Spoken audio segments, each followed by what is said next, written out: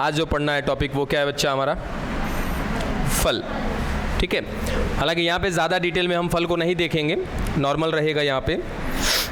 Normally क्या है बच्चा कि फल जो होते हैं 3 प्रकार के होते हैं। एक को बोला सत्य फल, दूसरा असत्य फल और तीसरा अनिषेक फल। फिलहाल यहाँ पे हम बहुत थोड़ी सी जानकारी देखने वाले हैं फल के बारे में। बाकी जब हमारा एक चैप्टर आएगा क्या पुष्पीय पादपों में लैंगिक जनन, तो वहाँ पर मुख्यतः हम देखेंगे कि लैंगिक जनन कैसे होते हैं, पुष्प के बारे में डिटेल। उसके साथ साथ फिर हम वहाँ पे फल पढ़ेंगे, फल के साथ साथ कहीं ना कहीं क्या पढ़ेंगे? बीज। तो यहाँ उस चैप्टर में जा कर के बहुत डिटेल में पढ़ेंगे। फिलहाल यहाँ पर कि सत्य फल का मतलब क्या है। अच्छा ये बताओ कि बच्चा फल बनाने के लिए पुष्प का वो कौन सा भाग है जो जिम्मेदार है? अंडाशय जिम्मेदार है। ठीक है, कुल मिला जुला कर अगर हम ऐसा कहें कि सर जो फल होता है वो फल किससे बनता है? अंडाशय से बनता है, जिसको हम नाम देते हैं क्या? ओवरी। ठीक है, तो याद रखना ऐसा फल जो अंडाशय से बने, ऐसे फल को क्या कहते हैं? सत्य फल कहते हैं। ठीक है, अब ऐसा फल, दूसरा याद रखना, ऐसा फल सर फल बनाने के लिए अंडाशय तो चाहिए ही चाहिए, एकदम कंपलसरी। ठीक है ना, बिना अंडाशय के फल नहीं बनेगा। लेकिन यहाँ पर मैं जिस फल की बात कर रहा हूँ, सत्य फल की, यहाँ पर हमने क्या बोला कि सर केवल अंडाशय ने मिलकर के किसका निर्माण किया है? फल का। तो ऐसा फल का कहलाएगा सत्य फल। और यहाँ पर अंडाशय के अलावा पुष्प का कोई और अंग यदि शामिल होगा तो ऐसा फल क्या कहलाएगा? असत्य फल कहलाएगा। जैसे अगर मैं सिंपल अगर बात करूं आपसे, आम। ठीक है, तो जो ये आम है ये कहीं ना कहीं बच्चा निर्माण होता है किससे? केवल और केवल अंडाशय से। अगर मैं यहीं पर एक एग्जाम्पल दे दूं, सेब। ठीक है, तो याद रखना कि सेब जो है एक फल जरूर है। ठीक है, लेकिन ये फल जो है अंडाशय तो लगा ही लगा है, अंडाशय के साथ उस पुष्प का कोई और भाग भी लगा है। और वो कौन है? तो याद रखना कि एक सेब के निर्माण के लिए अंडाशय और अंडाशय के साथ साथ पुष्पासन भी जरूरी होता है। मतलब कि आप जो सेब खाते हो ना, वो एक प्रकार का है बच्चा? असत्य फल है। अंडाशय से तो वो फल बना ही है, लेकिन उसके साथ और कौन मिक्स हुआ है? पुष्पासन। जैसे पुष्पासन कौन था हमारा? ये हो गया स्त्री केसर। ठीक है, और ये जो संरचना पर बैठा होता है ना, ये उसको क्या कहते हैं बच्चा? पुष्पासन कहते हैं। ये पुष्पासन जो होता है फूली हुई संरचना होती है। ठीक है, और ये पुष्पासन किसका हिस्सा होता है? तो याद रखना किसका हिस्सा होता है? पुष्पवृंत का हिस्सा होता है। यानी कि पुष्पवृंत का हम आगे चल के बात करेंगे कि पुष्प का निर्माण कैसे होता है, उसी चैप्टर में पुष्पीय पादपों के लैंगिक जनन में। तो वहाँ पर क्या बात करते हैं हम लोग, आएगा बताएंगे आपको। जैसे ये तो बीज वाला टॉपिक आगे, चलो यहीं पे बताते हैं कि क्या होता है कि सर एक ये डंठल हो गई। ठीक है, ये पौधे की शाखा हो गई। अब इस शाखा पर ना एक संरचना निकलती है जिसको हम कहते हैं पुष्पीय कलिका। ठीक है, एक कली निकली है जिसको कहते हैं पुष्पीय कलिका। जैसे गुलाब का कली निकलता है फिर वो धीरे धीरे फूल बनता है, तो वैसे ही सर एक कली निकलती है जिसको कहते हैं पुष्पीय कलिका। ये पुष्पीय कलिका धीरे धीरे वृद्धि होने लगती है जिसको कहते हैं हम लोग पुष्पवृंत। पुष्पवृंत आगे जा कर के फूल जाता है और इस फूली हुई संरचना को नाम देते हैं क्या हम लोग? पुष्पासन। और यही पुष्पासन के ऊपर आ कर के बैठता है कौन? सर पुष्प आकर के बैठेगा। ये लीजिए आकर के बैठ गया। ठीक है, तो जो हमारा सेब बनेगा ना, वो सेब इस अंडाशय से और इस पुष्पासन से दोनों के मिलने से बनता है। इसीलिए ऐसे फल को क्या कहते हैं हम लोग? असत्य फल। ठीक है, दूसरा क्या बच्चा? तीसरा आपका अनिषेक फल। अनिषेक फल का मतलब होता है एक ऐसा फल जिसमें बीज नहीं होगा। एक ऐसा फल जिसमें बीज नहीं होगा। अब ये मत सोचना कि सर कौन सा ऐसा फल है जिसमें बीज नहीं होता है, बताओ जरा कोई ऐसा फल है? केला। सर केला जो है, ये केला क्या है? अनिषेक फल है। इंग्लिश में कहते हैं इसको पार्थेनोकार्पिक फ्रूट। देखो, पार्थेनोकार्पिक फ्रूट। ठीक है, अब आगे सुनना, इधर इधर। क्या केला हो गया? केला में बीज नहीं मिलता है। तो ये जो केला है ये मिल रहा है बच्चा कैसे? प्राकृतिक तरीके से। क्या इसको हमने बनाया था बिना बीज के? नहीं ना सर, ये कैसे मिल रहा था? प्राकृतिक तरीके से मिल रहा था। तो ये क्या कहलाता है कि सर ये जो केला है प्राकृतिक रूप से क्या है? अनिषेक फल है। क्या हम मनुष्य भी ऐसा फल बना सकते हैं जिसमें बीज नहीं होगा? क्या चांस है ऐसा फल बनाने का जिसमें बीज नहीं होगा? है संभव? हाँ है, संभव है। सोच के देखो, तरबूज बड़ी बीज होता है, ठीक है, अभी ना बीज के मिले तब और भी अच्छा है, ठीक है, तो हम बना सकते हैं, ठीक है। तो उसको क्या कहते हैं कि सर ये जो हमारा अनिषेक फल है ना, इसको अभी अभी हमने क्या बोला? ये क्या है? प्राकृतिक है। इसको कृत्रिम तरीके से मानव के द्वारा तैयार किया जाता है। कैसे तैयार किया जाता है? इंतजार करो उस चैप्टर का। हाँ, बायोटेक नहीं, पुष्पीय पादपों में लैंगिक जनन, ये सेकंड ईयर का चैप्टर है। वहाँ पर आएगा तो एक हार्मोन की बात आएगी कि सर उस हार्मोन का छिड़काव करते हैं जिस कारण से निषेचन के पहले ही। अच्छा देखो, सिंपल बताते हैं लॉजिक आपको। कहीं पे जगह खाली है? चलो यहाँ पे कुछ हद तक खाली है, सुनना बात को। क्या होता है, बस केवल हल्का सा फील करना, ना समझ में आए छोड़ देना। सर ये पुष्पासन के ऊपर स्त्री केसर हो गया, सर इसके बाहर बहुत सारी संरचना, उसको छोड़ देते हैं, कुल मिला जुला के कह देते हैं कि इस पर आ गया परागकण। हालांकि समझ में नहीं आएगा ज़्यादातर को। आ गया परागकण, परागकण आएगा सर क्या हो जाएगा? निषेचन हो जाएगा। निषेचन हो जाएगा। इस परागकण के अंदर कौन है? दुगो नर युग्मक है, वो अंदर आएगा। इसके अंदर कौन? बीजांड बैठा हुआ है। इस बीजांड के अंदर जाएगा, कौन मिलेगा? अंदर भ्रूणकोश, ठीक है, पोष नहीं कोष, ठीक है, बताए हुए ये सब कुछ पढ़ाया आपको। भ्रूणकोश है, भ्रूणकोश के अंदर कौन है? यहाँ पे मादा युग्मा के, कुल मिला जुला के फाइनली निषेचन हो जाएगा। और निषेचन के बाद ये जो बीजांड है ये बदल जाएगा किसमें? बीज में। और जैसे ही निषेचन होगा ना, जैसे ही बीजांड जो है बीज में बदलने लगेगा, उसी समय इस अंडाशय के अंदर होते हैं कुछ रासायनिक परिवर्तन। क्योंकि क्या होता है कि हमारे बॉडी के अंदर बहुत सारे रसायन जो होते हैं सिग्नल देने के लिए जिम्मेदार होते हैं। जैसे आप जैसे हम कहते हैं कि सर हम यौना अवस्था में आ गए, यौवन अवस्था में आ गए। इस बात का पता कैसे चला हमारे बॉडी को? यौन अवस्था समझते हो? सर एक ऐसी उम्र जिस उम्र के अंतर्गत हमारे अंदर युग्मकों का निर्माण शुरू हो जाता है। इस उम्र को क्या कहते हैं हम लोग? यौवन आरंभ कहते हैं, इंग्लिश में कहते हैं प्यूबर्टी, यौवन अवस्था। एक लड़के में, एक नर में 12 से 14 की क्या होती है? उम्र होती है, जिस उम्र को कहते हैं यौवन अवस्था। एक मादा में, एक लड़की में कौन सी उम्र होती है? 10 से 12 की। आखिर ये होता क्या है उस समय हमारे बॉडी में? तो सर हमारे अंदर आते हार्मोनल चेंज, ठीक है। एक नर होगा या एक मादा होगा, थोड़ा सा उम्र का अंतर है, 12 से 14 नर का और 10 से 12 मादा का। उस समय होता क्या है? तो हमारे ब्रेन में ना एगो ग्रंथि है जिसका नाम है क्या? हाइपोथैलेमस। ये हाइपोथैलेमस एगो हार्मोन निकाल देता है जिसका नाम है GnRH। क्या रासायनिक रूप से चेंज आया क्या? सर वो GnRH जाएगा हमारे पीयूष ग्रंथि के पास। पीयूष ग्रंथि से जाकर के दो हार्मोन निकलवाएगा, LH और FSH। वो LH और FSH क्या करेगा सर? हमारे बॉडी में चेंज लाएगा, ठीक है। हम थोड़े से सुडौल होने लगेंगे, दाढ़ी मूछ आने लगेगा, शरीर के अन्य अंगों पर बाल आने लगेंगे, है ना। महिलाओं में मुख्य रूप से स्तन ग्रंथियां विकसित होने लगेगी, अंडाणुओं का निर्माण शुरू हो जाएगा। नर में क्या हो जाएगा? शुक्राणुओं का निर्माण शुरू। सर ये अंदर क्या हुआ? रासायनिक रूप से परिवर्तन। बहुत सारी कहानी कही, याद करने की कोई जरूरत नहीं है, सिंपल सा कि हुआ क्या है सर? रासायनिक रूप से परिवर्तन हुआ है। ऐसा ही परिवर्तन आता है कहाँ पे? इस पुष्प में, कि जैसे ही इसका बीजांड बदलना शुरू हो जाता है, किसमें? बीज में, रासायनिक रूप से इस पूरी संरचना में चेंज आएगा और वो रसायन इसके अंडाशय को प्रेरित करेंगे। किसमें बदलने के लिए? फल में बदलने के लिए। बात पल्ले पड़ी। क्या बोला कि सर एक पुष्प था, इसमें निषेचन हुआ, निषेचन के पश्चात बीज निर्माण की प्रक्रिया शुरू हो गई। जैसे ही बीज निर्माण का काम शुरू हो जाएगा, इस पुष्प में रासायनिक रूप से आएगा चेंज। वो रसायन इस अंडाशय को मजबूर करेंगे। मजबूर करेंगे माने क्या करेंगे सर? प्रेरित करेंगे। बोले भाई चल अब देख बीज बन गया, अब तुमको क्या करना है? फल में बदलना है, बदल जा, है ना। तो यही कहानी होती है। लेकिन क्या होगा कि सर हम बात कर रहे हैं कृत्रिम तरीके से एक ऐसा काम करने का, एक ऐसा फल बनाने का ना जिसमें बीज नहीं होगा। तो हम क्या करेंगे कि जो रासायनिक परिवर्तन कब आने वाला था? बीजांड के बीज में बदलने के बाद वो रासायनिक परिवर्तन मनुष्य स्वयं लेकर के आ जाएगा।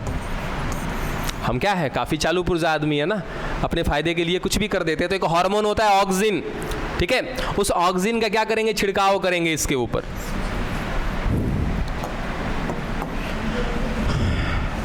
ठीक है, ये स्त्री के शर्त अभी परागकण नहीं आया, निषेचन नहीं हुआ, निषेचन नहीं हुआ तो क्या यहाँ पे बीज बना होगा अभी? नहीं ना। तो सर ये कौन? ये है बीजांड। अभी किसी प्रकार का कोई चेंज नहीं आया। निषेचन होगा तो जाकर फिर बीजांड बीज में बदलेगा, फिर वो रासायनिक परिवर्तन लाएगा, फिर उसका अंडाशय किस में बदलेगा? फल में। यही कहानी होने वाली है। लेकिन हमने क्या किया? निषेचन होने ही नहीं दिया और इस पुष्प पर मनुष्यों ने क्या कर दिया सर? कुछ रसायन ला करके डाल दिया, और वो रसायन कुछ ऐसा ही परिवर्तन लाएंगे जो कब आया था? बीजांड के बीज में बदलने के बाद आया था। जैसा रासायनिक परिवर्तन, ऐसा रासायनिक परिवर्तन मनुष्य ने स्वयं ला दिया। क्या डाल करके? रसायन डाल करके। अब ये बेचारा बीजांड बीज में बदलेगा ही नहीं, क्योंकि निषेचन होगा तब ना बीज बनेगा जी। क्या यहाँ पे निषेचन हुआ? नहीं हुआ। निषेचन के बाद होने वाला रासायनिक परिवर्तन मनुष्य ने स्वयं करा दिया। तो सर ये अंडाशय किस में बदल जाएगा? फल में। अब फल जो होगा, क्या उसके अंदर बीजांड बीज में बदला होगा? नहीं ना। तो ये एक ऐसा फल होगा जो क्या होगा? बीज रहित होगा। ठीक है, तो ये क्या है? कृत्रिम अनिषेक फलन है, इसको कहते हैं, या कृत्रिम अनिषेक फल होगा। हम चाहें तो कोई भी फल बिना बीज का बना सकते हैं, कोई भी फल बिना बीज का बना सकते हैं। बस करना क्या होगा आप लोग को? निषेचन ना, रसायन तो स्रावित करेंगे, उस पर छिड़केंगे, लेकिन निषेचन से पहले। मान लो निषेचन हो गया, तब तो अंदर बीज बनने का प्रोसेस शुरू हो गया होगा। अब आपका रसायन डालना ना डालना कोई फर्क पड़ता है क्या? नहीं। डन। चलो, ये सब कुछ आएगा डिटेल में हम लोग पढ़ेंगे। फिलहाल मैंने पहले ही बोला है कि इस चैप्टर में ज़्यादा डिटेल हम नहीं पढ़ने वाले इन सब के विषय में। अभी जो महत्वपूर्ण चीज़ें हैं उन पर हम बात करते हैं।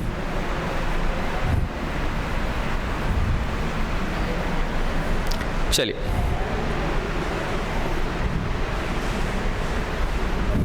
चलो ये बातें समझ में आ गई क्या कि फल कितने प्रकार के हमारे पास? 3 प्रकार के, सत्य फल, असत्य फल और अनिषेक फल। चलो फटाफट आते हैं बीज पर। सर बीज के बारे में भी आपको बता रखा है कि बीज कितने प्रकार के होते? 2 प्रकार के होते सर। एक को कहते हैं क्या? द्विबीज पत्र, और एक को क्या बोलते हैं? एक बीज पत्र। इसको बोलते हैं इंग्लिश में मोनोकॉट इसको, और इसको क्या कहते हैं? डाइकॉट। पूरा नाम कहते हैं मोनोकॉटेलिडंस, और पूरा नाम इसका कहते हैं डाइकॉटेलिडंस। शॉर्ट में याद रखना, मोनोकॉट और डाइकॉट। सिंपल सा कि सर एक बीज है, उस एक बीज को अगर हमने खोल के देखा, बीज के ऊपर क्या लगा रहता है बच्चा? बीज का आवरण। जैसे ये बीज, और बीज के ऊपर क्या दिखता है? हमेशा देखते हो छिलका दिखता है। चना दाल लेके देखना, चने के ऊपर क्या होता है? छिलका होता है, उसको कहते हैं बीज चोल, सीड कोट कहते हैं, जो उस बीज के अंदर उपस्थित पोषण को बचा के रखने का काम करता है। उसके साथ साथ देखो ये क्या है सर? इसका ये वो संरचना है जो आगे चल के नए पादप का निर्माण करेगी। हम ऐसा कहें कि सर ये एक तरीके से मैं इसको क्या कह देता हूँ? भ्रूण कह देता हूँ कि सर ये कौन है? भ्रूण है। जब इसको हम मिट्टी में डालेंगे तो यहीं से क्या होंगे? नए नए पौधे निकलेंगे यहाँ से। ठीक है, और ये सब कुछ क्या है सर? ये है इसके लिए पोषण। बात समझे? अब सिंपल सा कि सर एक बीज है, उसके बीज के हमने छिलके उतार दिए, अब उस बीज के कितने दाने दिखाई दे रहे हैं? सर एक ये दाना हो गया और एक ये दाना हो गया। जैसे चना, मूंग, मसूर, रहर, ये सब कुछ छिलोगे तो अंदर से कौ दाना मिलेगा? 2 गो। तो वो क्या कहलाएगा? द्विबीज पत्री या द्विबीज पत्र कहलाएगा। ठीक है, अब उसको बीज को हम आएंगे जब डिटेल में पढ़ने के लिए, तो इसमें आएगा मूलांगुर, प्रांगुर, बहुत सारी चीज़ें, वो अभी फिलहाल के लिए छोड़ देते हैं। 2 बात याद रखना कि सर अगर बीज चोल उतारने के बाद बीज अंदर से 2 भाग में है तो कितना, कौन सा क्या कहलाएगा? द्विबीज पत्र। सर इसमें कहीं ना कहीं यहाँ पर क्या होगा? इसका भ्रूण होगा। बाकी बचा हुआ जो ये चना का दाना है, ये क्या है? इसका पोषण है। कैसे पोषण है सर? तो जब मैं इस बीज को, जैसे मान लिया जाए कि ये बीज है सर, ये द्विबीजपत्री वाला बीज है, हमने इसको मिट्टी के नीचे डाल दिया। अब कुछ ही समय के बाद क्या हो जाएगा? तो सर यहाँ से जड़ें निकल जाएंगी, यहाँ से क्या हो जाएगा? नया पादप निकल जाएगा। अब सोच के बताओ, क्या ये पौधा प्रकाश संश्लेषण कर पाएगा? इसको क्या कहते हैं? सहसौ तना कहते हैं, याद है ना? सहसौ तना में पत्ती नहीं होता है। अब प्रकाश संश्लेषण कहाँ पे होता है? पत्ती में ही होता है ना। सोचो कि जब अभी सर नया नया पौधा निकला है, क्या इसमें पत्ती होगी? नहीं होगी। क्या ये प्रकाश संश्लेषण करेगा? नहीं करेगा। क्या ये भोजन बनाएगा? नहीं बनाएगा। तो भोजन तुम ले आके देगा? कौन देगा ला करके? सर ये जो पोषण है ना, इसी पोषण से इस बीज में क्या भरा पड़ा है, पोषण ही पोषण है। तो जब तक इस पौधे में आगे चल के पत्ती नहीं आ जाती तब तक ये पोषण कहाँ से लेता रहेगा, इसी बीज से। इसीलिए इसका नाम होता है क्या, भ्रूण पोष, यानी कि भ्रूण का पोषण। याद है किसी दिन मैंने पढ़ाया था भ्रूण पोष। तो ठीक है, एक बीजपत्री और द्विबीजपत्री, बीज खत्म। ये को खाली कैसे रह गया। चलो अब अगला मोस्ट इंपॉर्टेंट टॉपिक इस चैप्टर का, ठीक है, क्या है सर, पुष्पीय पादपों के महत्वपूर्ण कुल। इनसे कई बार सवाल बने हैं, एक नंबर के ही बने हैं, छूट जाते हैं। ठीक है, अब कुछ चिन्ह याद करना है, थोड़ा सा देखिएगा बढ़िया से। हाँ, कुछ चिन्ह आपको याद करने पड़ेंगे यहाँ पर। देखो फिलहाल मैं जो बता रहा हूँ वो देखते जाना, समझते जाना, नहीं तो आउट हो जाओगे इस गेम से। देखो अब हम बनाने वाले हैं यहाँ से पुष्प। अच्छा, कुल माने क्या होता है सर, फैमिली। ठीक है, कुल को क्या बोलते हैं इंग्लिश में, फैमिली बोलते हैं। जैसे जाति, वंश, उसके बाद जाति, वंश, कुल, फिर गण, फिर वर्ग, फिर संघ, फिर जगत, है ना। तो याद है हम लोग संघ पढ़े हुए हैं हम लोग। ठीक है सर, उसी तरीके से क्या पढ़ने वाले हम लोग, कुल पढ़ने वाले हैं। कुल माने क्या होता है, फैमिली होता है। ठीक है, ये चीज़ किसका पढ़ने वाले हैं सर, पुष्प का। 3 गो कुल हमको पढ़ना है। कौन कौन सा पढ़ना है वो जरा देख लेते हैं हम लोग। देखिए सबसे पहला फाबेसी, दूसरा सोलेनेसी, तीसरा लिलिएसी। ये 3 गो महत्वपूर्ण कुल हैं आपके एनसीईआरटी में जो दे रखे हैं, इनको पढ़ के हम खत्म करने वाले। ठीक है, सबके अपने अपने लक्षण होंगे। और मैंने बोला था ना कि सर अगर मैं क्या कर लूँ, एक फॉर्मूला अगर दे दूँ आपको एक के विषय में, एक पुष्प के विषय में, तो पूरी जानकारी प्राप्त हो जाएगी उससे, बोले थे ना। चलिए वो फॉर्मूला बनाने का टेक्निक है। सबसे पहला नोटिस करना, ध्यान भी देना और यहीं पे समझने की कोशिश भी करना। ठीक है, जैसे BR सहपत्र याद है आप लोगों को कि सर पुष्प के नीचे पुष्पवृंत पर अगर दोनों साइड 2 गो क्या मिल रहे हैं, पत्तियां मिल रही हैं, तो उनको क्या कहते हैं, पुष्प पत्र कहते हैं। अब सोचो कि सर ये एक पुष्प है और इस पुष्प में मिल रही हैं 2 पत्तियां। ठीक है, तो मैं इनको क्या बोलूँगा कि सर ये कौन है, ये सहपत्र है। ठीक है, लेकिन मुझे उतना नहीं कहना है कि सहपत्र है, सीधा मैं क्या लिखूंगा, BR। एक माने क्या हो जाएगा, सहपत्र हो जाएगा। ऐसे लिख दूंगा BR, इसका मतलब सर इस पुष्प में सहपत्र है। अब कह रहा हूं कि सर सहपत्र नहीं है, देखो पुष्प दिख रहा है, सर सहपत्र नहीं है, क्या कहेंगे, EBR। चलो देखो यहाँ पे सर EBR किसको बताता है कि उस पुष्प में क्या नहीं है, सहपत्र नहीं है, मतलब कि वो पुष्प क्या है, सहपत्रहीन है। ठीक है, ये कैलिक्स और कोरोला। कैलिक्स और कोरोला का मतलब क्या सर, कैलिक्स का मतलब होता है बाह्य दल पुंज, कोरोला का मतलब होता है दल पुंज। अब एक को कहते हैं के, दूसरे को कहते हैं सी। अब ये आपको याद करना पड़ेगा, किसको कहते हैं के, किसको कहते हैं सी। कारण कि सर क से कैलिक्स, क से कोरोला, कैसे समझेंगे, तो वैज्ञानिक खुद कंफ्यूज थे कि किसको क्या दें। दोनों को अगर सी देंगे तो दोनों में प्रॉब्लम हो जाएगा, इसीलिए एक को क्या नाम दे दिया, के, दूसरे को नाम दिया सी। तो के माने किसको बताना है, बाह्य दल को, सी माने किसको बताना है, दल को। ठीक है, ऐसे नॉर्मली कैलिक्स बोलते हैं हम लोग इंग्लिश में बाह्य दल को, और कोरोला बोलते हैं किसको, दल को। ठीक है, ए माने एंड्रोसियम, ये आपको पहले से पता है। ठीक है, जिसको क्या बोलते हैं, पुमंग को बोलते हैं। जी माने गाइनोसियम, इसको क्या बोलते हैं, जयांग। यहाँ पे एक चीज नोटिस करना, देखो अच्छा उससे भी पहले मुझे यहीं पे कुछ बताना है आपको। जैसे एक पुष्प दिया हुआ है, ठीक है, उस पुष्प में कुछ फार्मूला है और वो फार्मूला कुछ ऐसा है। ए बाबू देख बात सुन इधर, नहीं समझ में आएगा। अगर मैंने लिखा BR, जाहिर सी बात उस पुष्प में क्या होगा, सहपत्र होगा। ठीक है, उसके साथ साथ मैं लिख रहा हूं यहाँ पे K5। एकरा माने सर बाह्य दल है और बाह्य दल की संख्या कितनी है, 5। अब देखो एक और समस्या पैदा करते हैं। एकरा माने का कि सर ये जो 5 बाह्य दल है ना, ये पांचों बाह्य दल आपस में जुड़े हुए हैं। बात समझे? तो ब्रैकेट दे दिया, इसका माने क्या हो जाएगा कि वो जो चाहे वो दल हो या बाह्य दल हो आपस में क्या है, जुड़े हुए हैं। ठीक है, उसके बाद लिख रहा हूं C5, इसका मतलब सर दल पुंज है, दल पुंज में दल की संख्या कितनी है, 5। अब क्या है सर, वो क्या है, दल पुंज आपस में जुड़े हुए हैं। बात समझ में आ रही है ना? चलो आगे। सर ये पुमंगे की कहानी हो गई। ठीक है, पुमंगों किसे डिनोट करेंगे, ए से। अभी और आएगा पुमंग से संबंधित बात, वो आपको बताएंगे फॉर्मूला में। दूसरा क्या है सर, जी माने गाइनोसियम, गाइनोसियम माने जयांग। इस जयांग की 3 गो परिस्थिति याद रखना एकदम बढ़िया से। जयांग का तनी 3 गो परिस्थिति बताओ तो, अभी अभी याद दिलाए थे। अरे भाग, 3 गो परिस्थिति पूछ रहे, 3 गो भाग थोड़ी पूछ रहे हैं। सर जयांग 3 गो परिस्थिति में मिल सकता है, एगो अधिजयांगता, एगो परिजयांगता, एगो अधोजयांगता। अधोजयांगता में क्या होता है,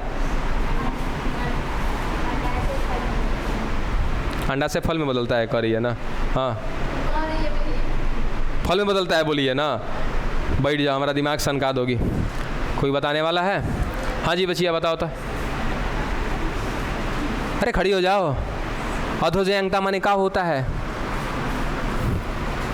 अधो माने आधा, ये अर्ध माने आधा होता है। अधो माने ऊपर।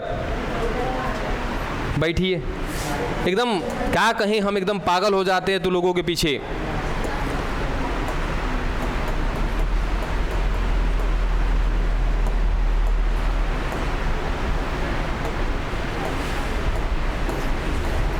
पीछे तक आजी, कहाँ गया वो?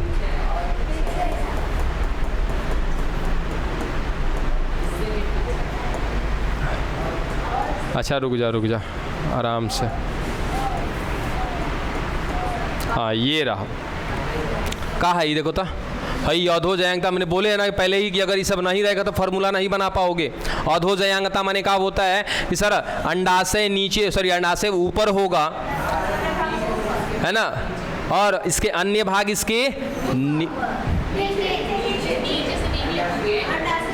अंडाशय ऊपर होगा, बाकी सब इसके नीचे से निकले होंगे। ठीक है, दूसरा क्या था सर, ये परिजयांगता। इसका मतलब क्या है कि ये रहा अंडाशय और लगभग अंडाशय के बराबर भाग से बाकी लोग निकले होंगे, ऐसे, है ना। तो ये क्या कहलाएगा, परिजयांगता। ओकरा बाद अंतिम का है अधिजयांगता। इसका मतलब है कि सर ये रहा अंडाशय और ये रहा पुष्पासन ने पूरा पकड़ लिया है, अंडाशय हो गया नीचे, अब बाकी सब कुछ इसके ऊपर से निकला है। यही बात ना था।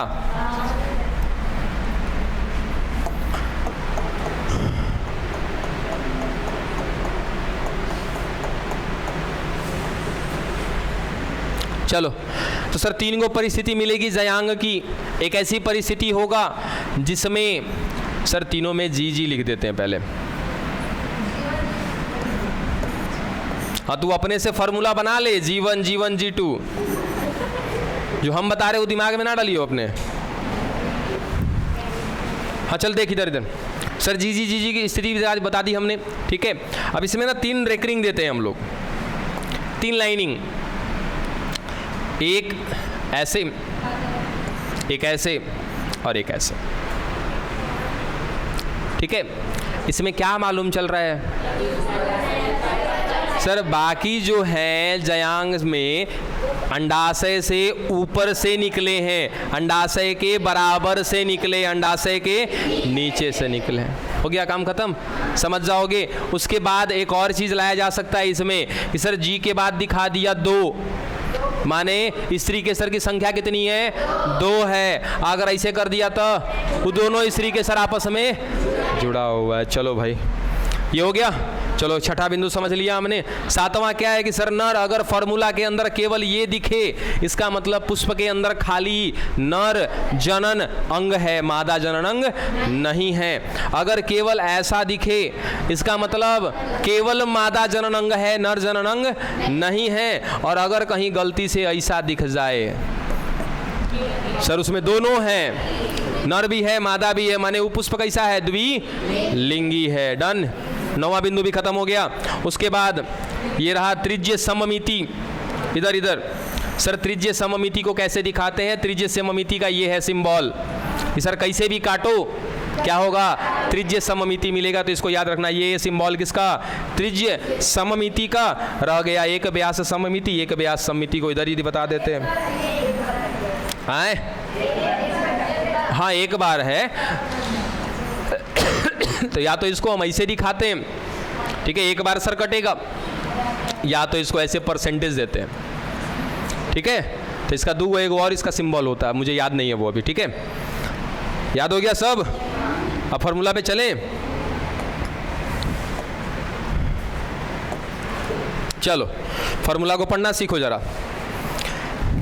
अभी जैसे एक नॉर्मल है, ठीक है, और हम पिक्चर से रिलेट भी करेंगे इसको। सर ये देखो फॉर्मूला नीचे लिखा हुआ है, ठीक है, ये क्या बता रहा है? त्रिज्य सममिति की। सर ये एक ऐसा पुष्प का पिक्चर है, देखो सारा लक्षण लिख रहे हैं ना, नोट करते हैं यहाँ पे हम लोग कि मुझे इस फॉर्मूला में क्या क्या चीज़ें मिल रही है। क्या मिला सर? त्रिज्या सममिति मिला, ठीक है। ये क्या है? द्विलिंगी। छोड़ो लिखना छोड़ देते, काफ़ी समझदार है तो लोग। ये क्या है? बाह्य दल 2 + 2 4। इसका माने देखो सर ये वाला है बाह्य दल 1 2 हो गया ये। अच्छा 1 मिनट, दिक्कत होगा मुझे फिर समझाने में, रुक जाओ। यहाँ 2 + 2 का मतलब भी समझो कि सर 2 बाहर है 2 अंदर है। देखो ई वाला और ई वाला दोनों बाहर है, का बनाना सिखाए थे ना। आई देखो ई वाला और ई वाला अंदर है, तो 2 + 2 देने का मतलब ये है कि सर अंदर बाहर की तरफ मिल रहे हैं। 2 बाह्य दल बाहर है, 2 बाह्य दल अंदर है। क्या कोई किसी से जुड़ा हुआ है? का देखो तो नहीं जुड़ा हुआ है ना। चलो ये क्या है? दल। सर दल की संख्या कितनी है? 4। 1 2 3 4 हो गया। चलो ओकरा बाद हई का है देखो तो। सर ए माने एंड्रोसियम, एंड्रोसियम माने पुमंग, पुमंग बना होता है किसके? पुंकेसर के समूह से। ये कितना है सर? 2 + 4। अब 2 को का है? बाहर है, देखो हई 1 हई 2 बाहर है। 4 को 1 2 3 4, ये 4 को कहाँ है? अंदर है, ठीक है। गाइनोसियम देखो का दिखा दिया सर, गाइनोसियम के नीचे रेकरिंग है। इसका मतलब कि बाकी सारे के सारे अंग कहाँ से निकले होंगे? अंडाशय के नीचे से। कैसी स्थिति है ये? अधिजयांगता, अधोजयांगता की परिजयांगता? अधिजयांगता। अगर एक और नाम पूछ दिया जाए कि पुष्प कैसा होगा सर, इसका अंडाशय या स्त्री के सर कैसा होगा? ऊर्ध्ववर्ती होगा। ऊर्ध्व माने सबसे ऊपर, इंग्लिश में क्या बोलते हैं? सुपीरियर। कौगो है देखो तो? 2 गो, दोनों जुड़ा हुआ है का? डन, पढ़ना आ गया ना, बहुत शानदार। चलो ये देखो सर 3 गो कुल पढ़ना है हमको मुख्य रूप से इसमें।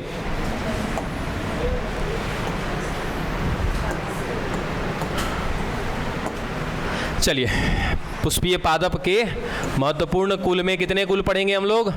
3 कुल पढ़ने वाले हैं, जिसमें सबसे पहला कौन? फाबेसी। इसको देखो एक नाम देते हैं पैप्लियोनोइडी कुल। ये एक उपनाम है, अगर याद रहे तो रख लीजिएगा, ना याद रहे छोड़ दीजिएगा। इनमें कौन आते हैं सर? लेग्यूम पादप आते हैं, मुख्य रूप से मटर, दाल, सोयाबीन। इतना तो आपको याद करना पड़ेगा, ठीक है। उसका एग्जाम्पल हो गया, उसको एक उपनाम देते हैं, वो नाम याद रहे तो रख लीजिएगा। अदरवाइज इसका फार्मूला, ज़्यादातर सवाल कहाँ से आते हैं? फार्मूला से। अब ना तनिक एक बार ज़रा किताब निकालिए अपना सभी लोग।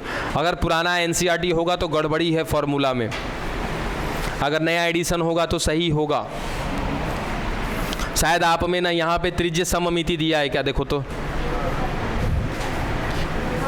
है ना, उसको काट के करना क्या? एक व्यास सममिति होता है। सही करो उसको फटाफट।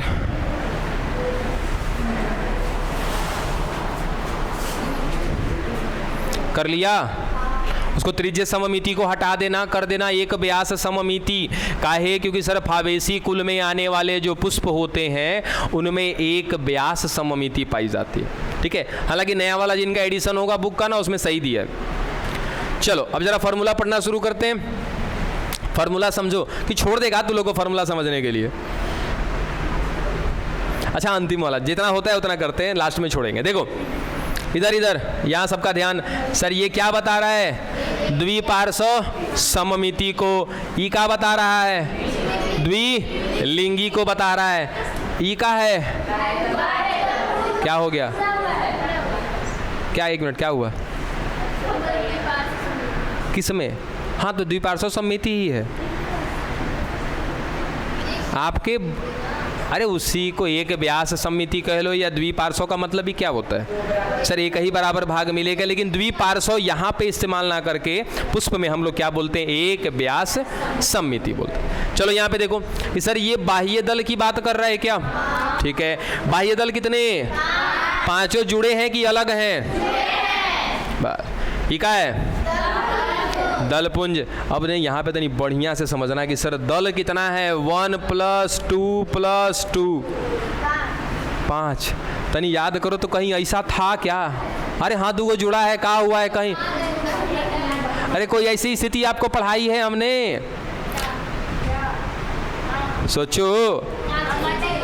अरे वैक्सिलरी याद करो, वैक्सिलरी।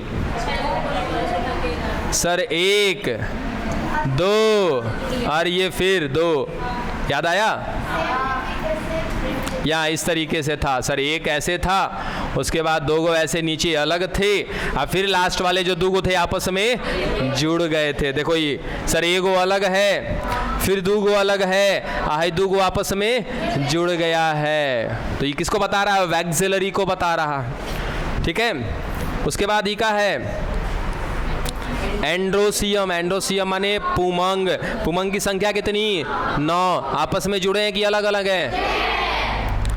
ई समझ में आ रहा है? ठीक है, जयांग इसमें 1 एगो एक्स्ट्रा दे दिया है काजी। अरे ना ना ना ना, ये 1 एगो एक्स्ट्रा नहीं है, इसी का है। देखो एंड्रोसियम 9 गो नहीं है, 10 गो है। 9 गो जुड़ा है या एगो अलग है, बाहर है।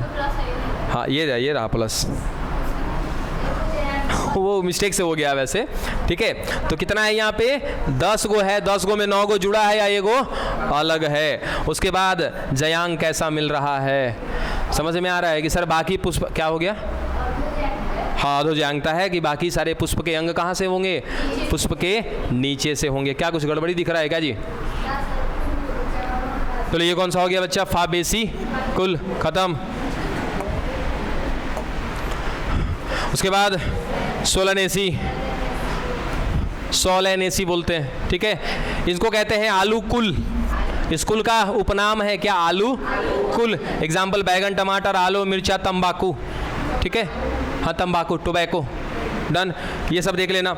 उसके बाद फटाफट आते हैं क्या इसके फॉर्मूला पे। फॉर्मूला क्या बता रहा है देखो तो, त्रिज्या सममिति द्विलिंगी बाह्य दल 5 जुड़े हुए हैं। सर ये क्या है? दल 5 जुड़े हुए हैं। ये क्या है? पुमंग। क्या गो? 5 गो अलग अलग है। ये क्या है? गाइनोसियम यानी कि जयांग 2 गो और कैसा जुड़ा हुआ, बाकी पुष्प के अंग जयांग के नीचे से। हाई सर नहीं समझ में आया। हाई ई का है? ई माने सी माने का होता है? दल। ए माने का होता है? सर सी माने होता है दल या दलपुंज। उसके बाद ए माने का होता है? पुमंग या पुंकेसर का समूह, जो आप कह लो। ठीक है, और हमने कह दिया कि सर ये इसके साथ जुड़ा है। ये लाइनिंग बता रहा है किसको? जुड़े हुए को। यानी कि पुंकेसर किसके साथ जुड़ा है? दल के साथ। पुंकेसर यदि दल के साथ जुड़ जाए तो बचिया क्या कहते हैं उसको? हाँ अरे रुक जा भाई, क्या कहते हैं? पता नहीं चल रहा। परिजयांगता। बौरा गई हो, बैठो। क्या कहते हैं? दल लग्न कहते हैं। ठीक है, सब पढ़ाया हो बाबू, थोड़ा सा ध्यान दो। चलो समझ में आ गया ये वाला आलूकुल। उसके बाद लास्ट है आपका क्या? लिलिएसी। अब लिलिएसी जो है इसको क्या कहते हैं? लिली कुल कहते हैं। इसमें आने वाला कौन है सर? ट्यूलिप है। ट्यूलिप बड़ी खूबसूरत पुष्प होता है। ठीक है, उसके बाद सतावर, इसका खाना होना सब्जी वब्जी बनाते हैं इसका हम लोग। और येलो, येलो का मतलब क्या है आपका? एलोवेरा वगैरह का जो भी ग्रुप होता है ना, वो सभी लोग आते हैं इसमें। एग्जाम्पल इनका याद रख लीजिएगा। अब इसके बाद आइए इसके फॉर्मूला पे। फॉर्मूला देखो, BR सर सहपत्र है इसमें, BR मैंने कहा था सहपत्र। उसके बाद त्रिज्या सममिति, शायद यो फॉर्मूला में कहीं मिस्टेक है, अपना किताब तो नहीं निकाल के देखो।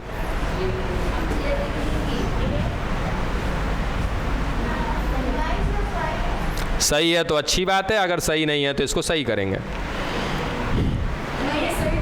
सही नहीं है ना? अरे बाबा मुझे पता है, लास्ट में तनी है जी वाला तनी चेक करो तो क्या दिया है वहाँ, गड़बड़ है ना? तो मैंने हम ऐसा ही कह रहे हैं।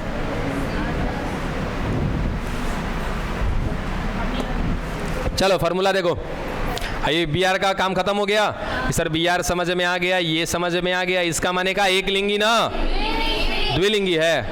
चलो कहा है द्विलिंगी है, ठीक है। सर ये P माने का है, P तो कहीं बताए ही नहीं थे। इसको कहते हैं पेरियंथ।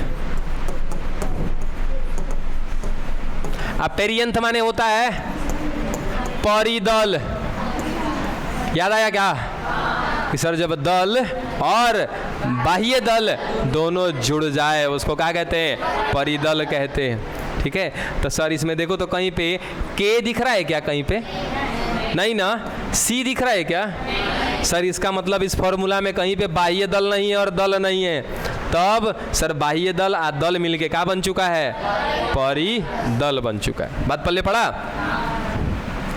अब सर परिदल की संख्या कितनी है, 6, 3 3 दिखाया सर, 3 बाहर 3 अंदर की तरफ होंगे। उसके बाद ये क्या है सर, एंड्रोसियम। एंड्रोसियम माने पुमंग। सर ये भी 3 3 की श्रेणी में है, 3 बाहर 3 अंदर और जुड़े हुए हैं। सर गाइनोसियम समझ में आ रहा है? सर लगभग सारे के सारे पुष्प के अंग कहाँ से निकलेंगे, नीचे से निकलेंगे। गाइनोसियम ऊपर होगा। संख्या कितनी है, 3, तीनों आपस में बारे संदार। देखो एक बार यहाँ पे क्या क्या चीज़ था सर, ये था परिदल। इसमें कहीं पे बाह्य दल अदल नहीं है, जिसमें देखो यहाँ पे क्या दिखा है सर, 3 बाहर 3 अंदर, 1 2 3, 1 2 3 हो गए क्या सर, 3 बाहर की तरफ 3 अंदर की तरफ। ये क्या है, एंड्रोसियम, 3 बाहर 3 अंदर। ये देखो सर ये 3 देखो ये बाहर वाले के साथ जुड़े हैं क्या, देखो तो ये बाहर वाला कौन सर, परिदल। इसके साथ देखो तो ये जुड़ा हुआ है, का एगो, उसके बाद ये वाला सॉरी 2 गो। समझना बढ़िया से, आराम से देखो ये सर 3 3 की जोड़ी में मिल रहे हैं। देखो ये पहले वाले के साथ एगो यहाँ पे जुड़ा हुआ है, ये दूसरे वाले के साथ एगो यहाँ जुड़ा है, ये तीसरे वाले के साथ, ठीक है। और ये जो परिदल था सर 3 3 की श्रेणी में थे, 3 बाहर 3 अंदर। 3 बाहर वाले के साथ 3 पुंकेसर जुड़ गया क्या, अब देखो ये 3 अंदर वाले के साथ जुड़ा है, 1 2 और ये 3 सर, ये 3 अंदर वाला है। बात पल्ले पड़ा, ठीक है, डन, खत्म हुआ।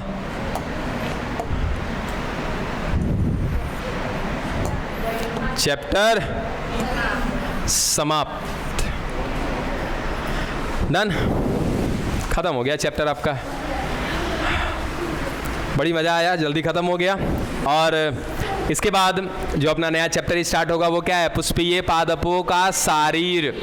यानी कि अभी बाहर से देखा है ना, अब चलेंगे अंदर से पढ़ने के लिए। डन।